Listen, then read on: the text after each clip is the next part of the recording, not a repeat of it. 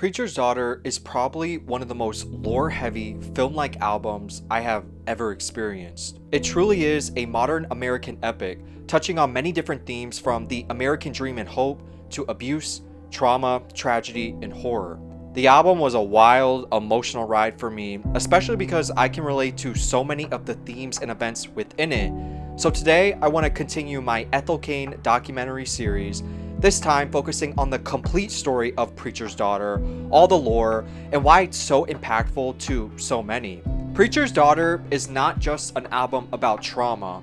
It goes way deeper, and if you don't pay attention, you just might miss all the hidden references. It's no secret that people appreciate the album for its lore-heavy plot, but I haven't really seen anyone truly dive deep into the many topics it mentions. So today, I want to do just that. We're going to touch on the world building and backstory of Ethel Cain, what the Southern Gothic Aesthetic is, the several themes within Preacher's Daughter, and how it creates a window into many different cultural, psychological, even sociological subjects, from how trauma influences one's behavior and predisposes them to certain outcomes, to rural and religious life, and how that sort of upbringing can promote a desire for escape and transcendence at any cost, to the American dream and American culture, and how they can foster a naive sort of optimism and risk-taking, to just the way Ethel approaches her work, and how she does such an incredible job at portraying heavy subjects in an unapologetically realistic way.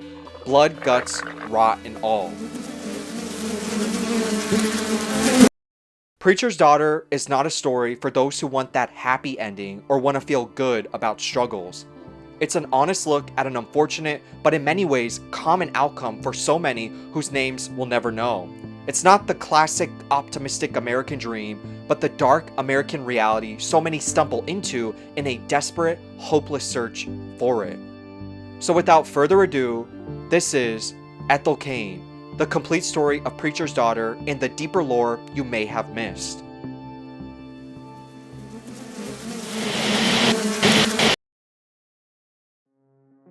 Ethel Cain, whose real name is Hayden Silas Anedonia, was born on March 24, 1998 in Tallahassee, Florida, before moving about an hour away to the small town of Perry and growing up there. Perry is a rural town of about 7,000 located in the Panhandle part of Florida, and like I touched on in my previous Ethel Cain video, the Florida Panhandle is far closer culturally to the deep south of Alabama and Georgia than the metropolitan, diverse Caribbean culture of the southern part of the state. I'm from Key West, and I always joke that once you go past Miami, maybe Orlando, you're not really in Florida anymore, you're just in southern Georgia. This rural, deep south upbringing would help create a vast reservoir of real-life cultural experiences to draw from for the lore of Preacher's Daughter and Ethel Cain.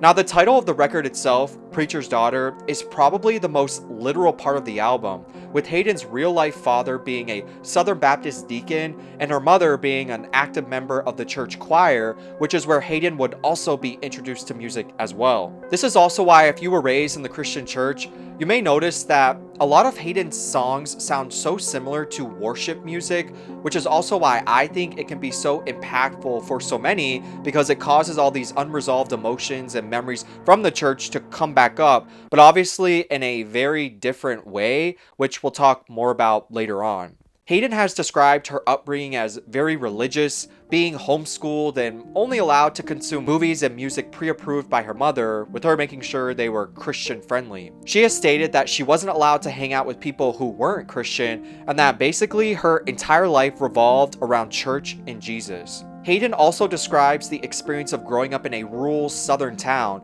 and how rusty and outdated it can feel, with the technology tending to be years behind, which would later influence the 90s-esque Southern Gothic, wabi-sabi, rural rock aesthetic and themes found in Preacher's Daughter. When you grow up in small towns, especially in the South, I feel like everything is very behind the times. So I was a kid in the 2000s, but everything there was very 90s. I grew up with VHS. We didn't get the DVD player till I was probably 6 or 7.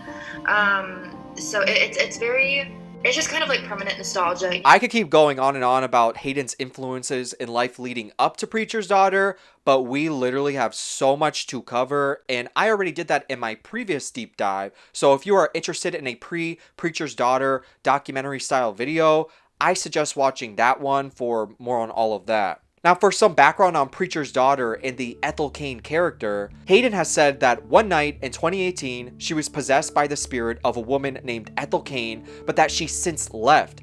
And on Preacher's Daughter, she is simply telling her story. Preacher's Daughter is a concept album, meaning the characters and events in it are fictional, but are inspired by her actual upbringing and culture. The album is the first of a trilogy, focusing on intergenerational trauma, with the next two going to be told from the perspective of Ethel Cain's mother and grandmother. The story centers around 3 generations of women, and it starts with the youngest, the daughter. It's pretty much just a classic American tale. A common theme that I like to write about is intergenerational trauma, things that have been passed down through generations and how your parents or your grandparents' actions can affect you. It's very much about this lineage of women and how all their lives interconnect. Each album focuses on a different woman. I want to explore how your actions affect others and the relationship between a mother and her child and how things come full circle. Hayden has described the album as a sort of cautionary tale, like a way to play out an alternate timeline of her life if she had continued on the dangerous path she was on. Like I again mentioned in my previous video,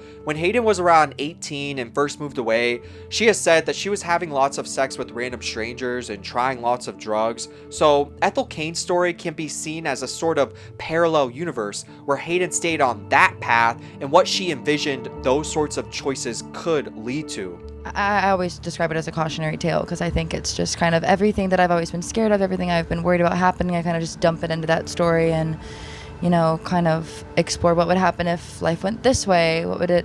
It's just kind of a nightmare, honestly. Like it's kind of all of my nightmares of what could happen in life, and it's kind of a motivational reason to not let yourself go down these kind of paths because it's my imagining of what may lie down some of these routes in life, these roads. Hayden has also stated that in preparation for the album, she moved to Alabama and lived in the middle of nowhere to really submerge herself in the aesthetic and themes of the record, saying, "To finish Preacher's Daughter, I literally moved to Alabama and bought this old iron frame hospital bed and slept in it for a year with a shitty mattress in this old house in the middle of nowhere with no neighbors. I forced myself to live this very pastoral, almost punishing lifestyle. I was like, I have to do it to embody the character correctly. I really have to get to this headspace." It almost felt like method acting, but for music. This southern, in the middle of nowhere, wood paneling, musty old church smelling, low-key impoverished, religious imagery everywhere, at times scary or unsettling rural aesthetic, is something that has come to really define Hayden's work and the Ethel Cain character from Preacher's Daughter. This aesthetic is better known as Southern Gothic, with the Southern being a reference to the American South and Gothic being a reference to the 19th century European Gothic movements in art and literature, which were another reaction against the Enlightenment and movements like neoclassicism. So, like I touched on in my Lana video about Romanticism, the Gothic movement was similar to the Romantic movement in that it also rejected rationality and focused on emotions, the supernatural, macabre, horror, and basically anything that looks Halloween-like or like it's from a Southern horror film. It's alive! Oh, in the name of God! Now I know what it feels like to be God! American Southern Gothic in particular is defined by Wikipedia as an artistic subgenre of fiction, music, film, theater, and television that are heavily influenced by Gothic elements in the American South. Common themes of Southern Gothic include storytelling of deeply flawed, disturbing, or eccentric characters, sometimes suffering from physical deformities or insanity, decayed or derelict settings and grotesque situations, and sinister events bred from poverty, alienation, crime, violence, forbidden sexuality, or hoodoo magic. You're not from the South. You won't understand. Preacher's Daughter took 4 years to produce and was born out of Hayden's own experiences in the deeply religious American South, her fascination with intergenerational trauma, and how the symptoms caused by it can feel almost like your story has already been written. Like the side effects it creates are too numerous and influential, something that can never truly be escaped from, but that becomes all-encompassing and ultimately consumes its victim in the end. It's a cautionary tale told through a Southern Gothic religious lens that tastefully balances spiritual fiction and hopeful romanticism with gritty realism and horrific tragedy.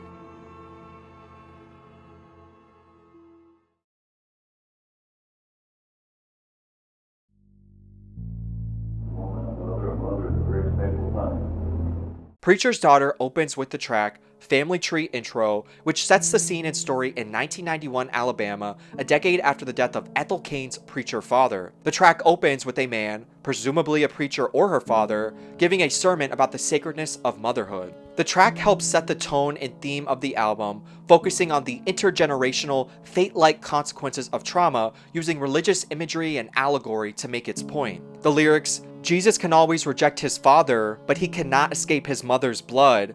He'll scream and try to wash it off of his fingers, but he'll never escape what he's made of," mirror how our experiences, good, bad, and unthinkable, create and mold us as human beings, no matter how much we may want to reject them. The song beautifully encapsulates the experience of not only having trauma, but also of knowing how it affects your life and entire family and the desire to transcend it, but reality never really allowing you to. The lyrics also help set the stage for the trilogy and the future albums about her mother and grandmother and whatever they've gone through that was then passed down and affected Ethel. The lyrics,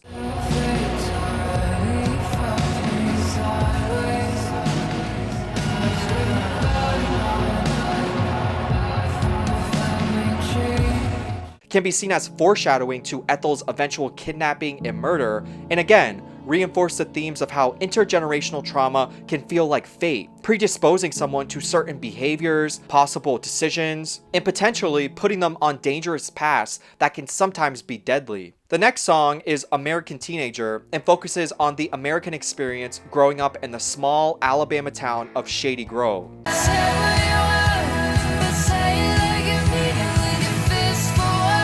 The song whispers of the promises of the American dream with big hopes and a desire to transcend one's circumstances, but is contrasted with a slight nihilistic tone and an understanding that she will probably never succeed in the ways she wants. American Teenager can be seen as a self-aware, realistic depiction of the American dream, wanting more for yourself regardless of what may hold you back, but also understanding it's probably unrealistic. I don't think people, American or not, understand just how influential and intoxicating the idea of the American dream is to us as Americans, and how it instills this addictive optimism, always dreaming of something better, anything is possible mindset, and how it affects literally all of us in some way, even those of us who are skeptical of it. American Teenager also captures the teenage experience of growing disillusionment with life and discovering your own identity by questioning what you previously accepted as normal or true. We can see this represented in the lyrics about the church and Ethel's questioning of God's existence. Jesus, if you're there, why do I feel alone in this room with you?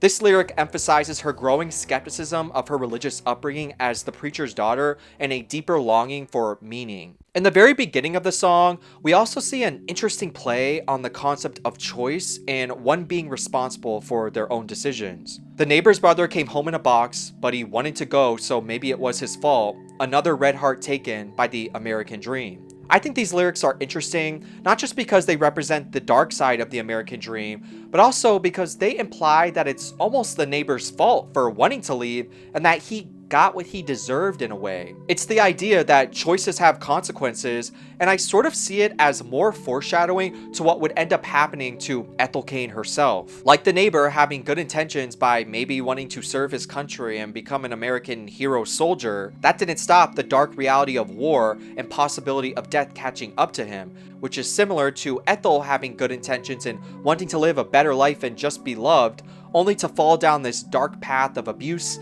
kidnapping, and her eventual murder. What I also find interesting is how this theme of intergenerational trauma that is so common in Hayden's work kind of rejects the concept of free will, and how we actually don't really have as much choice as we think we do, because our experiences, and specifically the choices of our parents and family, mold our future decisions, the situations we will put ourselves in, and what we will accept as normal. Someone who is raised in an abusive household where they experience violence and trauma is statistically more likely to accept it as normal and, as an adult, not recognize dangerous situations for what they are. So in other words, in these lyrics, Ethel is sort of supporting this idea of choice and responsibility, which is ironic due to the main theme of the album being intergenerational trauma and fate, but also it's realistic because a lot of Americans think this way, especially due to hyper-individualism and the almost neo-idealistic notion that we are all responsible for our own circumstances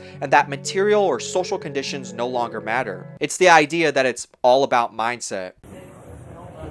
What can be wrong with this? Really? It's the pull yourself up by your own bootstraps. If you're poor, it's all your fault, regardless of a lack of opportunities. And if you're rich, it's because you're special and deserve it, not because you're privileged and were able to fall upward. This hyper-individualistic, every person for themselves, anything is possible, and whatever happens to you is your fault mindset is something Ethel has also touched on in an interview about this song. Growing up, I was surrounded by visions of NASCAR, rock and roll, and being the only one who could change everything. They make you think it's all achievable and that if nothing else, you should at least die trying. What they don't tell you is that you need your neighbor more than your country needs you. I wrote this song as an expression of my frustration with all the things the American teenager is supposed to be but never had any real chance of becoming. American Teenager can be seen as a look into the teen experience of growing up in a southern religious town, but in a more grounded, realistic way, and gives us some context of Ethel Cain's upbringing, hometown, teen disillusionment, and a cautionary hope for a better life despite broken promises. The next song on the album is A House in Nebraska.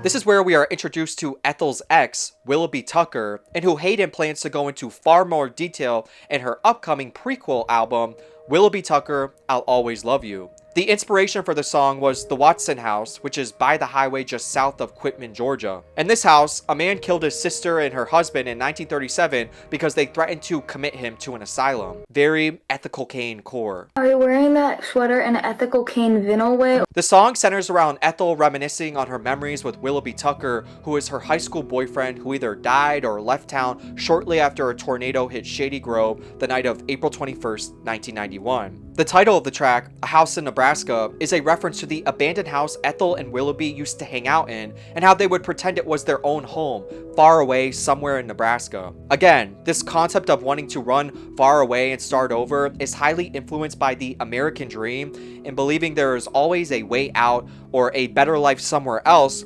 because America is so vast. And if you don't like something, you should vote with your feet, move away, and start over. What I like about this song is that it also subverts a lot of popular American cultural narratives by wishing to move away to somewhere like Nebraska instead of some world famous city. And again, I think it does a good job at giving those from rural towns visibility and exposure because not everyone wants to move to some big famous city. Willoughby Tucker is Ethel Cain's first and only true love. They first met as young kids through Shady Grove Baptist Church in Shady Grove, Alabama, where Ethel's father was a preacher. They then reconnected in high school when they were 15, spending time in that abandoned house and dreaming about their future together. Willoughby can be seen as a way for Ethel to escape her pain and past through idealism and romantic reminiscing. Because he is her first and only true love, she constantly finds comfort in these memories, with Willoughby always being kind and loving her unconditionally, something she never truly experienced in her childhood. What I also love about A House in Nebraska is how it really lays out Ethel's aesthetic and the dance between romanticism and realism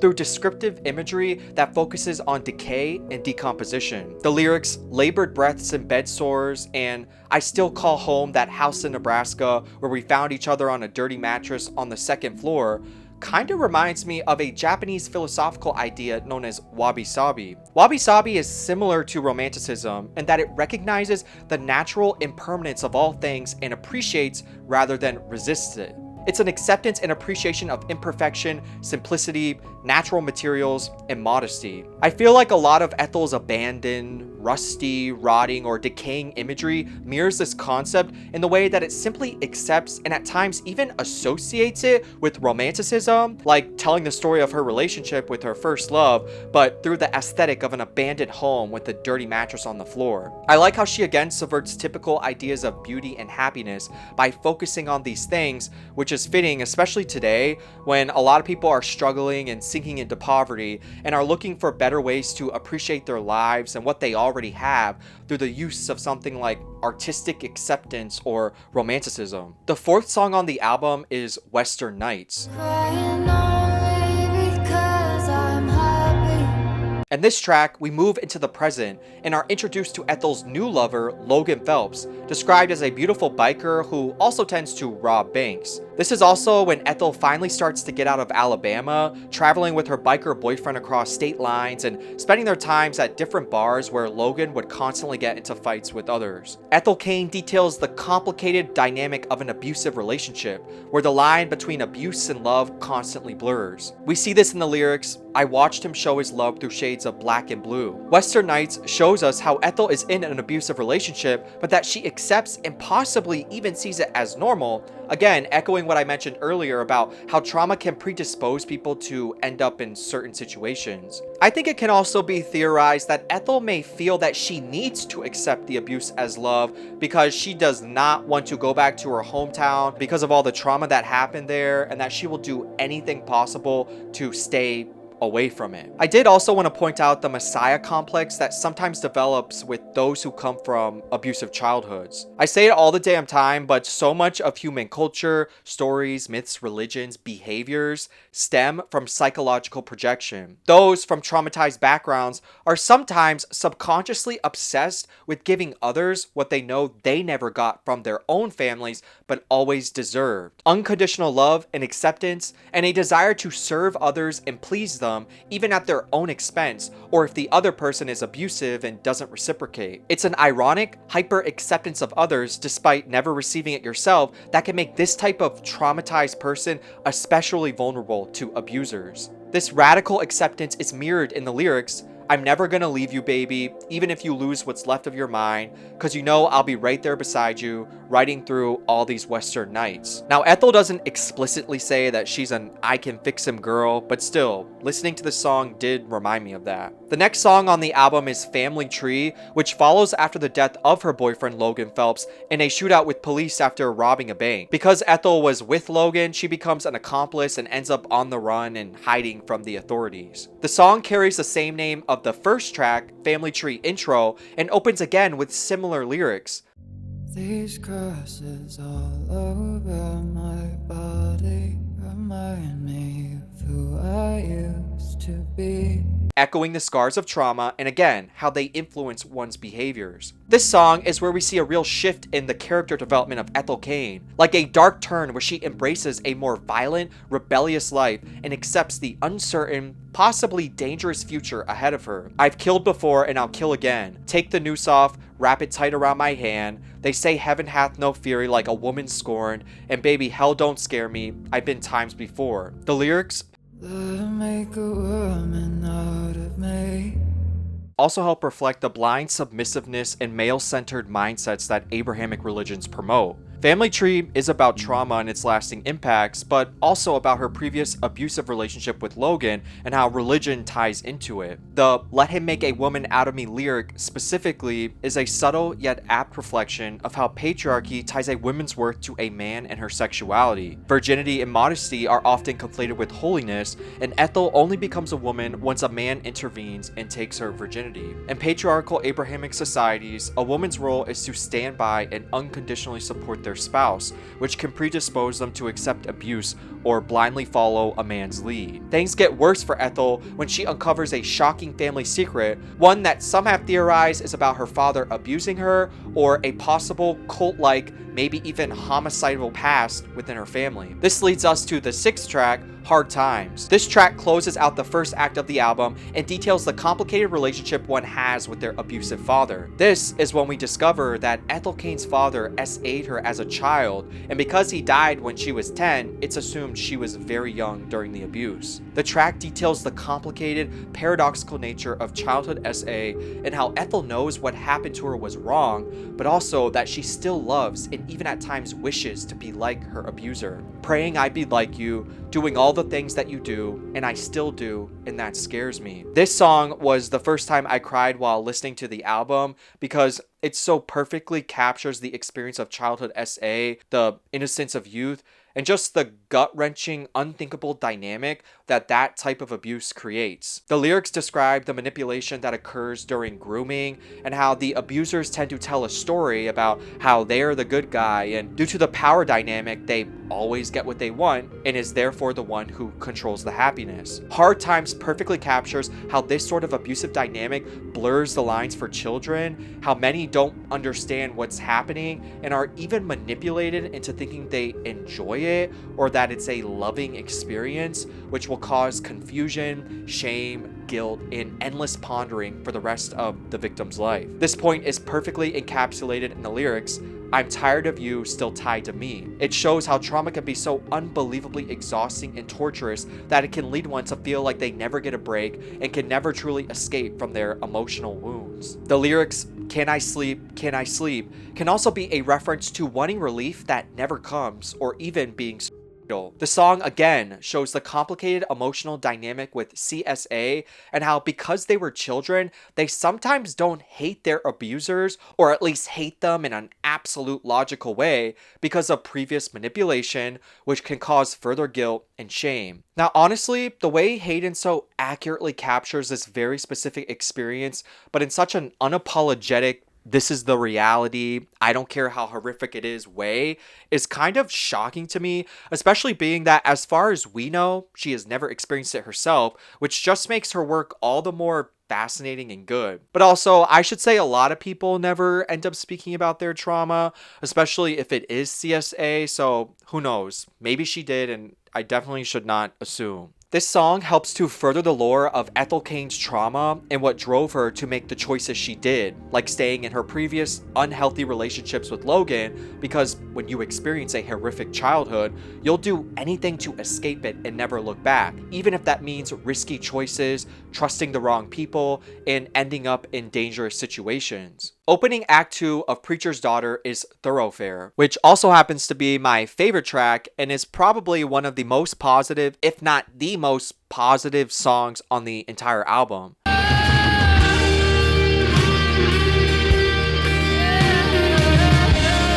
The track describes how Ethel meets her new man, Isaiah, who is charming and the first one she's met since Willoughby, who isn't angry. Isaiah offers Ethel a ride and the two end up driving from Texas to California together, finding heaven on the way over diner meals and late nights in motels. This track reminds me again of the American dream, but more of the car culture aspect and how there's this inherent American perception of freedom on the open road, and how for many, even still today, California is almost seen as an America within America, somewhere people flee to for a better life with the belief that they can finally be someone successful there. This song has more of a hopeful vibe, with this new relationship being described as finding happiness in the small things, and it lightens the mood a bit compared to the darker nature of the previous songs, which of course is short-lived, because with the next track, Gibson Girl, we learn that Ethel has arrived in California but is now being pimped out by Isaiah in the back of a strip club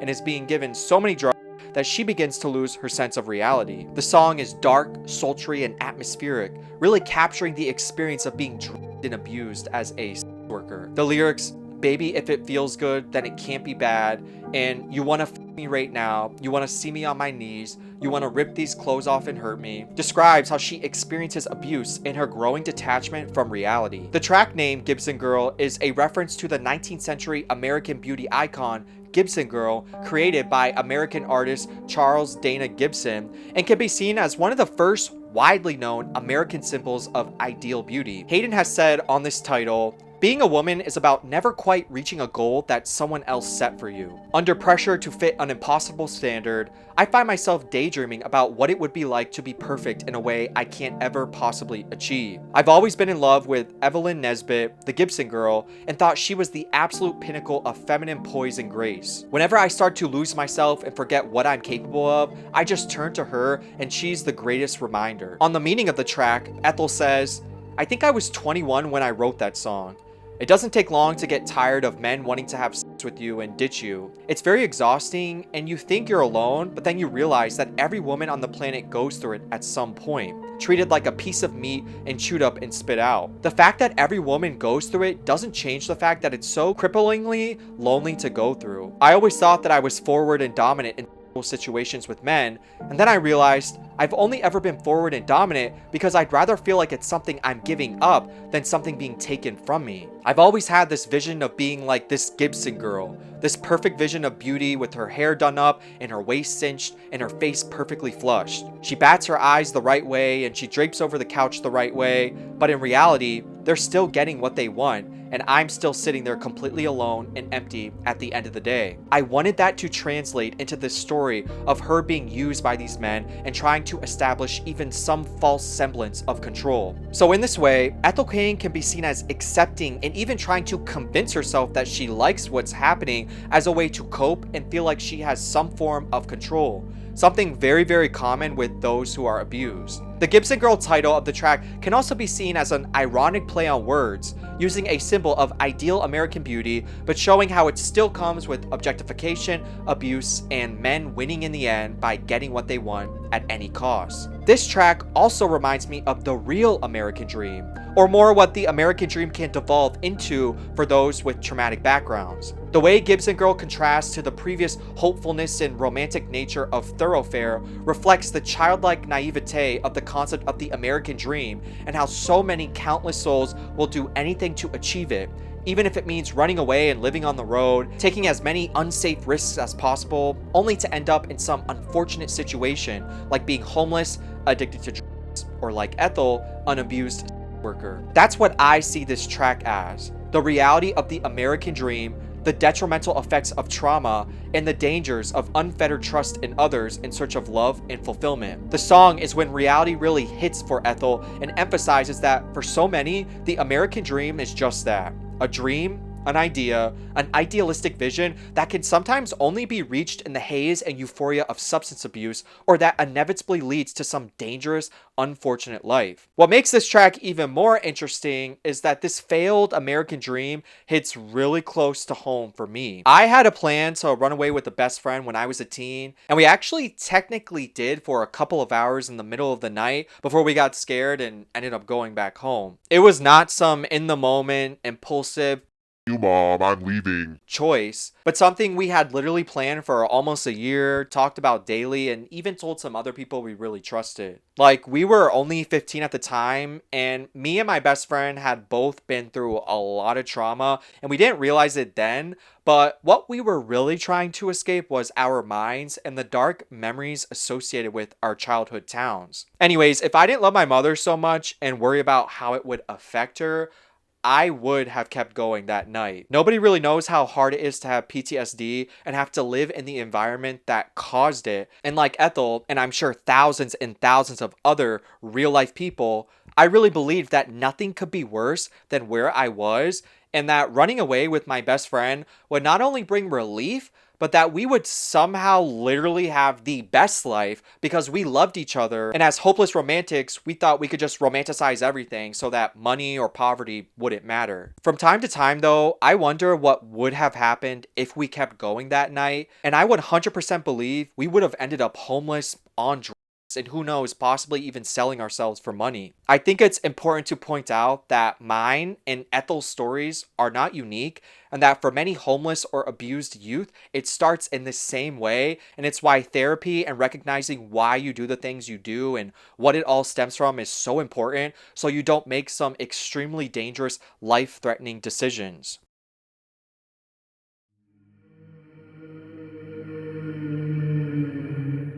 The 9th song on the album is titled Ptolemaea and is the darkest track of the record, describing Ethel's descent into a detachment from reality and madness due to the effects of so many drugs.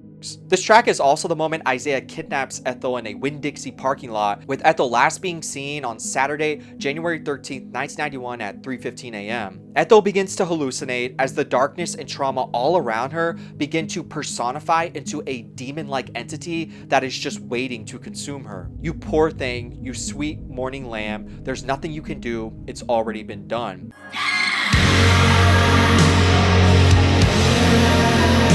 The track climaxes with Ethel yelling that she's had enough and to stop, which could refer to several things: that the drugs are causing a bad trip and she wants it to stop, that she's seeing her life and Isaiah for what and who they really are, or both. Like a drug-induced rock bottom, where she finds the dark truth in her reality in the form of evil personified. The name of the track, Ptolemaea, is a reference to the 4 concentric rings of the 9th circle of hell from Dante's Inferno, dedicated to those who betrayed their guests, which immediately struck a chord with Hayden. I was immediately like, that's how it feels when someone invites you in, brings you into their life just to hurt you. I was scared of the demo the next day when I listened to it. On the subject of biblical references, what also stood out to me was the sound of swarms of flies in the background.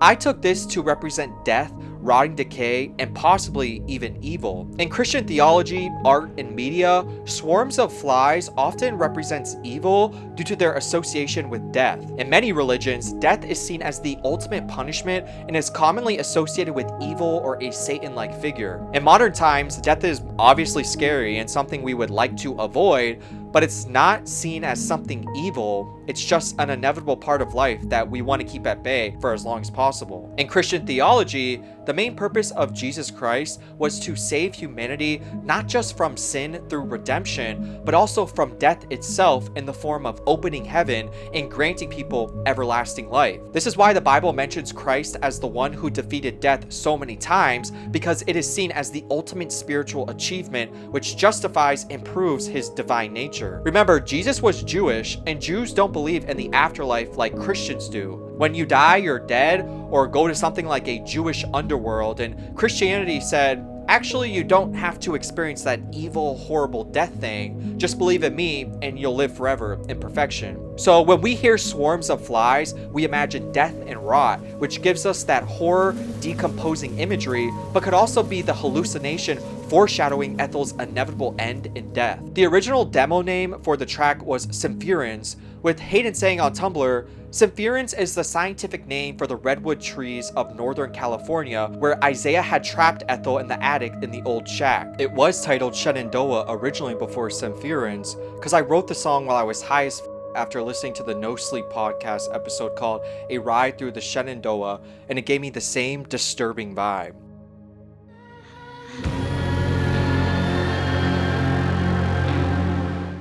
The 10th song on the album is August Underground and is an instrumental. The track takes place while Ethel is locked up in a shack, wasting away in the woods of Northern California. It's when Ethel begins to accept her fate as she rapidly approaches death. The song features ethereal, longing vocals set to eerie, distorted ambient sounds, and it feels cinematic and atmospheric, depressing and defeatist all at once, like it's the end and Ethel knows it.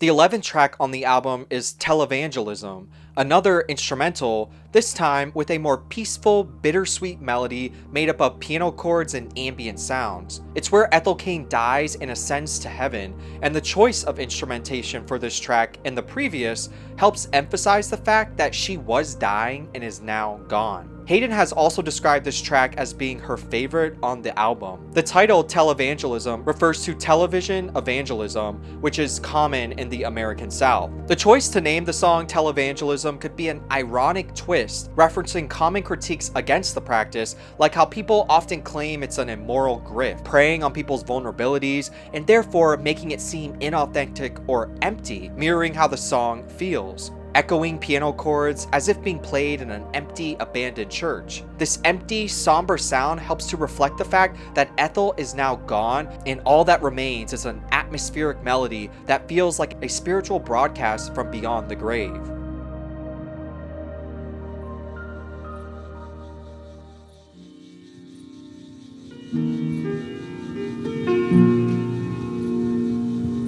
The 12th song on the album is Sun Bleached Flies, with the title again reminding me of that wabi-sabi philosophy I talked about earlier and the acceptance of impermanence and imperfection. The track describes a reckoning with Ethel's life and traumas, reflecting on her father, her first love Willoughby, and accepting what has happened to her and forgiving it so she can finally find peace. It sonically describes a desire for transcendence, but an acceptance of the way everything is, and a recognition that Ethel is on her own and is the only one who can really save herself. What I wouldn't give to be in church this Sunday, listening to the choir, so heartfelt, all singing, God loves you not enough to save you. Hayden says on the creation of the track, "It was summer 2020 and I was sitting at my parents' piano and I wrote some Bleached Flies all in one day. It was the first week of quarantine and I knew I wasn't going to see them again for a while. I didn't know what was going to happen. I knew what the vibe of the song was going to be, and I don't know where it came from, but I was thinking about the pandemic and the state of the world. God loves you, but not enough to save you. Like, show me that you love me. Don't tell me." Some Bleached Flies was actually the first Ethel Cain song I listened to in full, and also the first one I cried pretty hard to, which also shocked me because I'm not a crier, but when you're gay or queer or trans and grow up in the church and really believe it as a child and read the Bible every night and obsess over Christian art and history and truly love Jesus and everything the church stands for, only to find out it doesn't love you back, is a very complicated, hard to accept experience, and it makes this song strike a chord you didn't even know was there. I mean, one of my best friends was literally the preacher's daughter in middle school. One of my first crushes was this girl I met in youth group. Again, I would read the Bible every night before bed when I was like 10, more than my parents, by the way. And I just think people who aren't scripturally shunned by the church will never really know what it's like to go through that, and the paradoxical nature of still finding comfort in something that quite literally is the single biggest reason for your struggles as a queer minority due to the hateful rhetoric the religion promotes and has promoted for thousands of years. This is what Some Bleached Flies meant to me. A weird longing for the comfort of church and a past that wasn't so great but that you still miss, and a recognition and acceptance that it isn't our place anymore and that it's time to move on. It's an understanding of the glaring paradox of the Christian faith. God loves us so unconditionally, but will punish us for eternity for something we cannot change. God wants to protect and cherish us, but is nowhere to be found while we are abused and tortured by trauma. So baby girl, good luck taking care of yourself.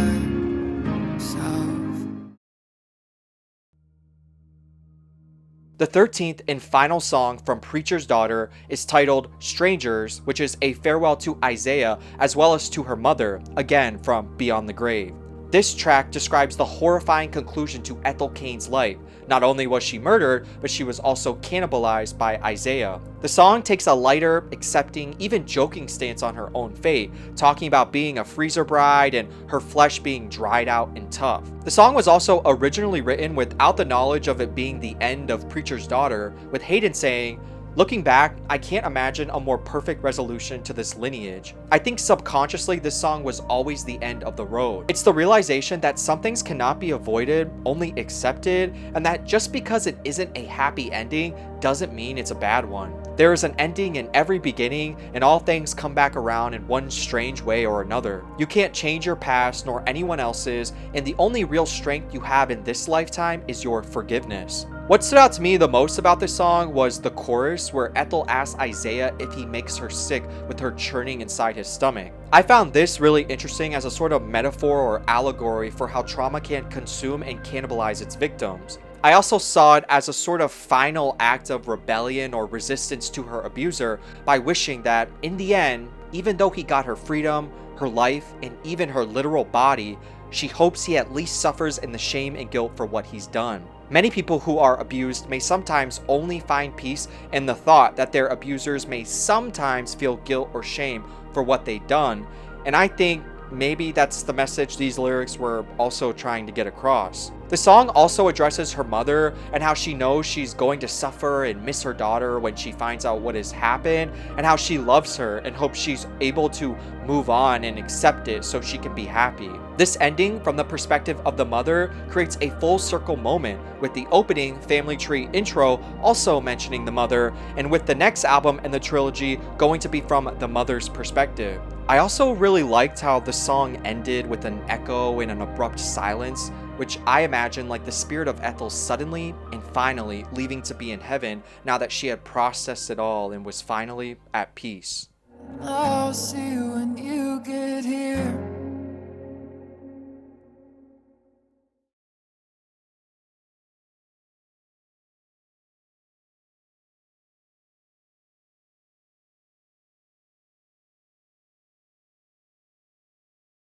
So that was the complete Preacher's Daughter deep dive iceberg documentary. Let me know what you guys think or what I may have missed.